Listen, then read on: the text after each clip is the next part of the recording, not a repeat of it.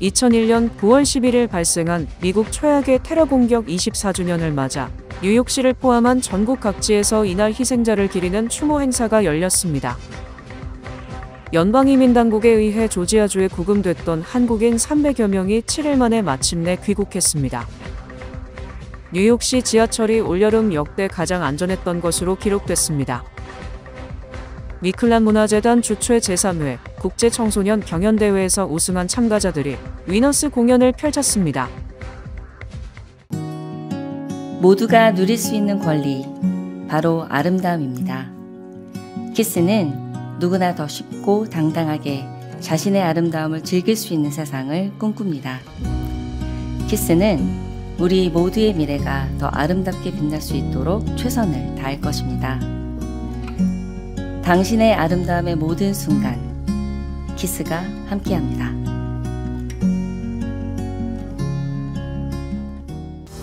PCB의 능력이 나의 능력으로 이어집니다. 내가 만난 새로운 능력, PC빌리티. PCB뱅 제공입니다. 2001년 9월 11일 발생한 미국 최악의 테러 공격 24주년을 맞아 뉴욕시를 포함한 전국 각지에서 이날 희생자를 기리는 추모 행사가 열렸습니다. 오늘 맨해튼 그라운드 제로에서는 희생자 가족들이 참석한 가운데 희생자들의 이름이 낭독됐고 조용한 묵념이 이어졌습니다. 행사에는 제이디 벤스 부통령과 오샤 벤스 세컨드 레이디를 비롯해 에릭 아담스 뉴욕시장, 캐시 호컬 뉴욕주지사, 필 머피 뉴저지 주지사 등도 참석했습니다.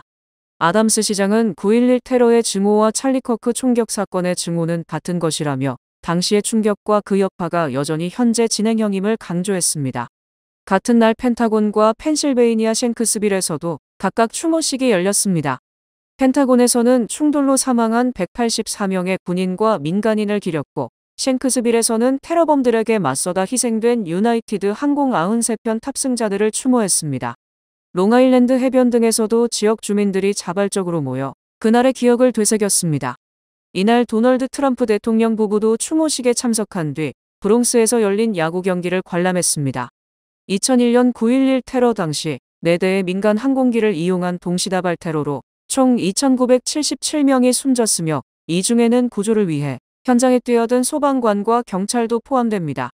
추모식은 현재 마이클 블룸버그 전 뉴욕시장이 이끄는 단체가 운영하는 9.11 기념관에서 진행됐으며 연방정부가 이를 국립기념지로 지정하는 방안도 검토 중입니다. 연방이민당국에 의해 조지아주에 구금됐던 한국인 300여 명이 7일 만에 마침내 귀국했습니다.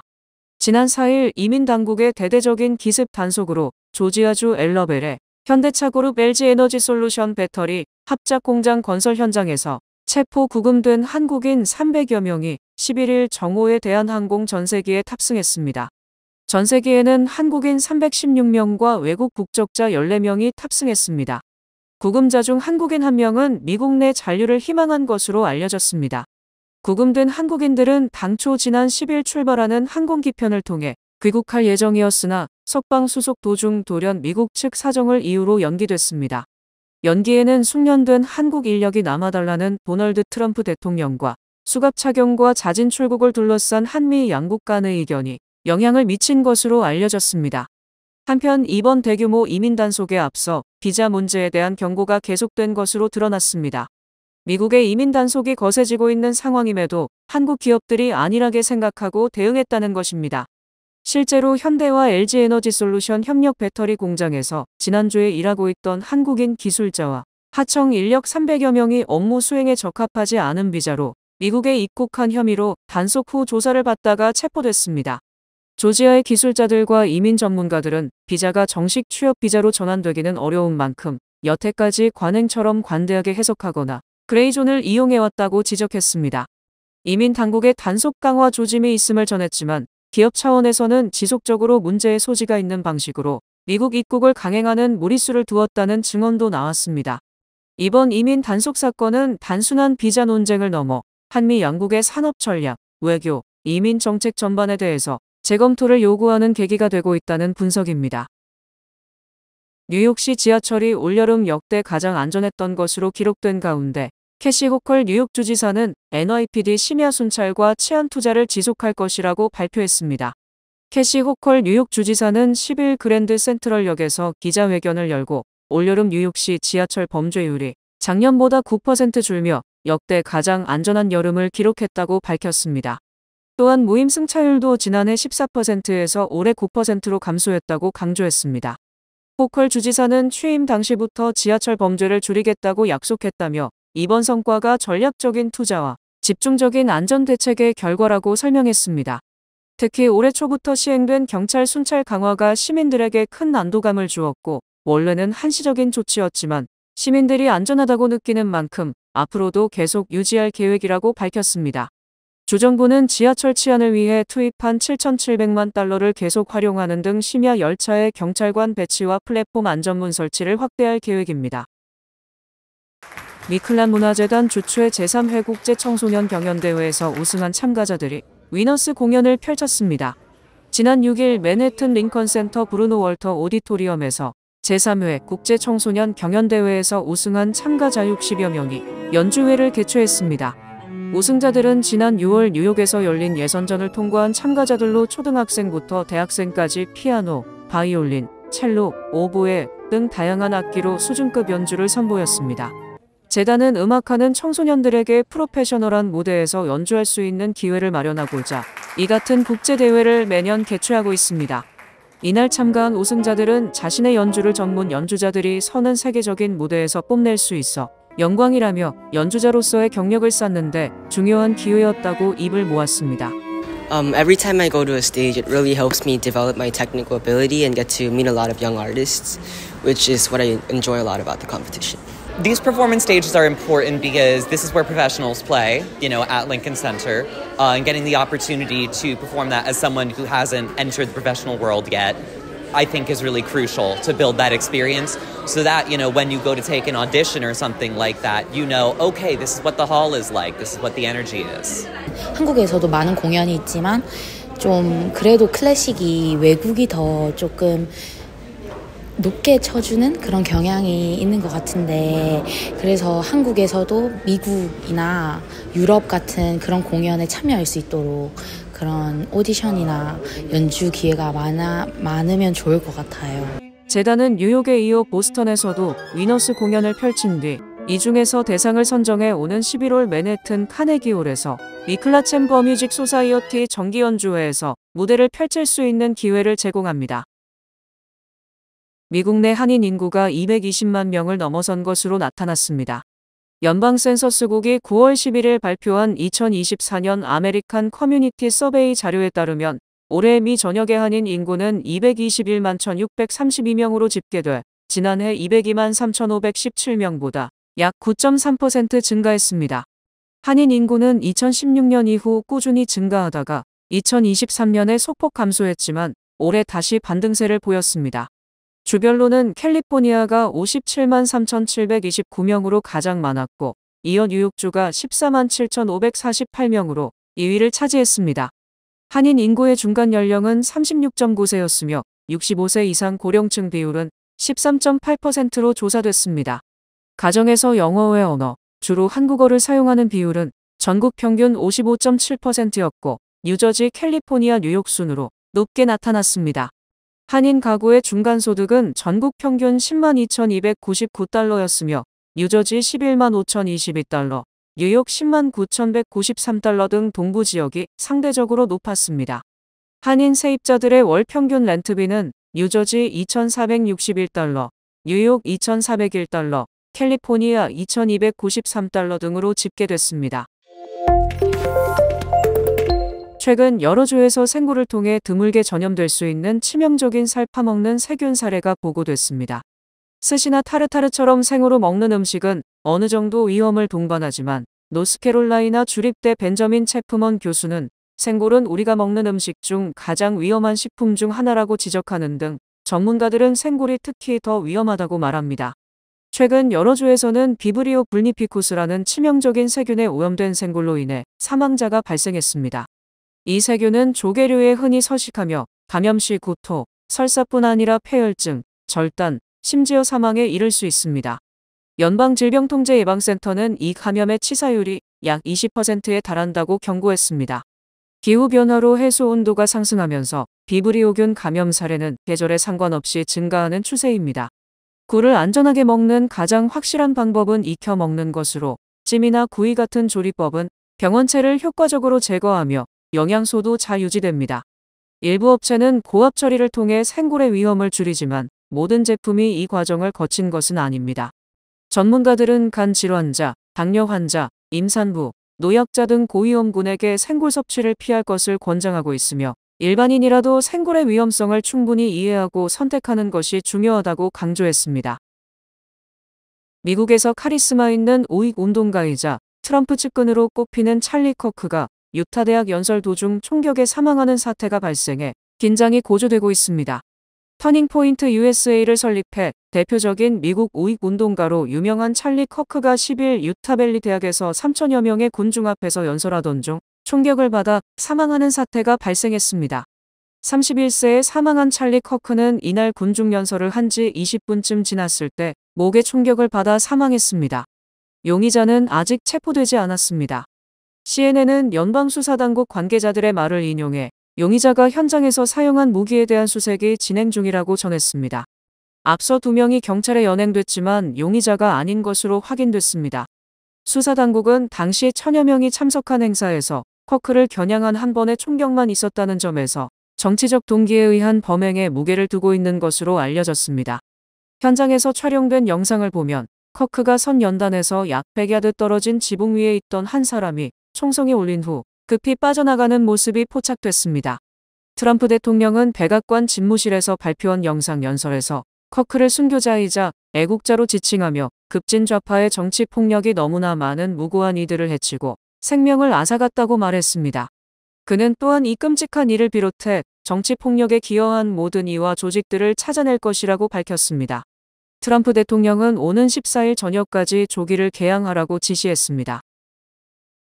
보수 청년운동의 상징이자 트럼프 대통령의 최측근으로 꼽혔던 찰리 커크의 갑작스러운 피격 사망은 공화당과 백악관을 동시에 충격에 빠뜨렸습니다.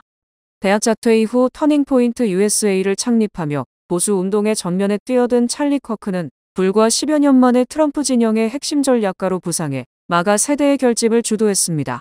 커크는 단순한 활동가를 넘어 트럼프 대통령에게 직언할 수 있는 드문 인물이었습니다. 2018년 트럼프가 이란 핵시설 공격을 검토했을 당시 그는 젊은 세대 지지층이 등을 돌릴 수 있다며 우려를 직접 전달했고 트럼프가 이를 수용한 것으로 전해졌습니다. 이 밖에도 커크의 정치적 업적은 뚜렷했습니다. 그는 2024년 대선에서 터닝포인트 액션을 통해 애리조나 등 경합주에 수백만 달러를 투입, 청년층과 불규칙 투표자를 대상으로 한 체이스 더 보트 캠페인을 주도했습니다. 이 과정에서 약 12만 5천 명의 불규칙적 유권자를 실제 투표로 이끌었고 트럼프는 애리조나에서 18만 7천 표 차로 승리했습니다. 행정부에 몸담지는 않았지만 커크의 영향력은 내각 인선 과정에서도 강하게 발휘됐습니다. 그는 트럼프 내각 후보들을 직접 검증하고 인터뷰하는 과정에 관여했으며 트럼프 대통령 취임 전에는 플로리다 판비치에 머물며 인사 네트워크를 다졌습니다. 워싱턴 정가에서는 갈등 관계에 있는 인사들과도 동시에 친분을 유지할 수 있는 드문 능력을 가진 인물이라는 평가가 뒤따랐습니다. 1993년생으로 시카고 교회에서 성장한 그는 오바마 대통령 당선 당시 정치적 자각을 얻었으나 곧 티파티 운동을 계기로 보수활동가의 길을 걸었습니다. 성범죄자 제프리 앱스타인의 50번째 생일을 기념해 제작된 생일책이 연방의회에 의해 전격 공개됐습니다. 연방하원감독위원회는 지난 8일 법적 명령에 따라 더 퍼스트 50 이어즈라는 제목의 앨범 3권을 공개했습니다. 이 책은 2003년 앱스타인의 연인이자 공범이었던 길레인 맥스웰이 제작한 것으로 앱스타인과 가까웠던 인물들의 축하 메시지, 사진, 그림 등이 담겨 있으며 책에는 성적으로 노골적인 서파와 표현이 포함돼 있어 충격을 주고 있습니다. 빌 클린턴 전 대통령은 이렇게 오래 버텨왔다니 안심이 된다는 문구를 남겼으며 그 외에도 하버드대 교수였던 알란 더쇼위츠, 전 마이크로소프트 CTO 네이선 마이어골드, 전 하버드 총장 헨리 로소브스키 등의 이름을 올렸습니다. 영국 정치인 피터 맨델스는 앱스타인을 가장 친한 친구라고 표현해 영국 정계로도 논란이 확산됐으며 오늘 영국 정부는 피터 맨델슨 주미 영국 대사를 해임했습니다. 가장 큰 논란은 도널드 트럼프 대통령의 편집물로 여성의 나체 그림과 함께 친구란 멋진 것, 생일 축하하며 매일이 또 다른 멋진 비밀이 되길 바란다는 문구가 적혀 있으며 서명에는 트럼프 이름이 포함되어 있습니다. 이에 대해 트럼프 측은 해당 문서가 조작됐다며 월스트리트 저널을 상대로 100억 달러 규모의 명예훼손 소송을 제기했습니다. 이번 공개는 미국과 영국 상류층이 앱스타인과 얼마나 밀접한 관계를 맺고 있었는지를 다시 한번 드러낸 자료로 평가받고 있습니다. 도널드 트럼프 대통령이 연방준비제도 이 사진을 자신의 측근으로 채우려는 시도가 속도를 내고 있습니다. 10일 연방상원은행위원회는 스티븐 마이런 연준 이사 지명자에 대한 인준안을 가결했습니다. 표결 결과는 공화당 의원 13명 전원 찬성, 민주당 의원 11명 전원 반대로 당론 투표 양상을 보였습니다. 인준안은 이제 상원 본회의 표결만을 남겨두고 있으며 이르면 오는 15일 표결이 진행될 전망입니다. 마이런이 이사로 공식 임명되면 16에서 17일 열리는 연방공개시장위원회 회의에 바로 참석할 가능성도 제기되고 있습니다. 이에 따라 연준의 정책 결정에 트럼프의 입김이 강하게 작용할 것이란 우려가 민주당을 중심으로 커지고 있습니다. 트럼프는 연준이 금리를 인하하지 않는다는 이유로 제롬 파월 의장을 수차례 공개 비판해왔으며 연준 이사진을 자신에게 충성하는 인사들로 채워 통화정책에 개입하려는 시도를 지속해왔습니다. 마이런은 아드리아나 쿠글러 연준 이사가 돌연 사임하면서 생긴 공석에 지명됐으며 트럼프는 동시에 리사 쿡 이사를 주택담보대출 사기 혐의로 해임하려 했으나 법원은 해당 혐의가 쿡 이사가 연준에 합류하기 전 발생한 것으로 해임 사유로는 부적절하다고 판단했습니다. 현재 쿡 이사는 이사직을 유지한 채 연방공개시장위원회 회의 참석이 가능해진 상태이며 이에 맞서 트럼프 행정부 측은 법원의 결정에 대해 항소한 상황입니다. 미국이 중국과의 달 탐사 경쟁이 본격화되는 가운데 미 항공우주국 나사가 자국 우주 프로그램에서 중국인들의 참여를 전면 차단하는 조치를 취했습니다. 블룸버그 통신은 10일 소식통을 인용해 나사가 최근 미국 비자를 소지한 중국인 연구자들의 프로그램 참여를 금지했다고 보도했습니다. 그간 나사는 중국 국적자에 대한 고용 제한이 있었지만 미국 내 대학원생, 연구자, 계약직 직원 등은 예외적으로 나사 프로젝트에 참여해왔습니다. 그러나 이달 5일부터 중국인 연구자들의 나사 데이터 시스템 접근이 차단됐고 관련 회의 참석도 전면 금지됐다고 전해졌습니다. 나사 대변인 베서니 스티븐스는 이를 공식 확인하며 시설, 자료, 네트워크 접근 제한 등 물리적 사이버 보안 조치를 강화했다고 밝혔습니다. 이러한 조치는 미국이 중국과 벌이고 있는 제2의 우주 경쟁의 일환으로 해석되며 나사 임시국장을 겸하고 있는 숀 더피 교통부 장관은 최근 중국은 달에 먼저 가려 하지만 그런 일은 없을 것이라며 미국은 계속 우주 분야를 선도할 것이라고 강조했습니다. 중국은 최근 자체 개발한 달 착륙선 란웨이 시험을 성공적으로 마쳤으며 오는 2030년까지 중국인 달 착륙을 실현하겠다는 목표를 추진 중입니다. 대학생을 위한 편리함으로 가득한 뱅크 심플리 체킹의 칼리지 뱅킹 혜택, 100불 캐시 보너스와 10불 스타벅스 기프트 카드까지 드리는 한정기한 혜택을 가까운 뱅크 오브 오프 지점에서 만나보세요. 이 프로그램은 뱅크 오브 오프 제공입니다. 주요 단신 전해드립니다. 연방재무부는 오는 9월 30일부터 사회보장연금, 재향군인연금, 세금 환급 등 대부분의 연방 혜택을 종이 수표로 지급하지 않고 디지털 방식으로만 지급한다고 밝혔습니다. 뉴욕시 감사원이 지난 8일 발표한 뉴욕시 교육국 영어교육 감사 보고서에 따르면 시교육국은 ELL 수업을 필요로 하는 이민자 학생 48%에게 법적으로 의무화된 교육 서비스를 제공하지 않은 것으로 파악됐습니다. 노동통계국에 따르면 8월 생산자물가 지수가 전월 대비 0.3% 상승을 예상한 다우존스 집계 전문가 전망을 크게 밑돌며 전월 대비 0.1% 하락했습니다.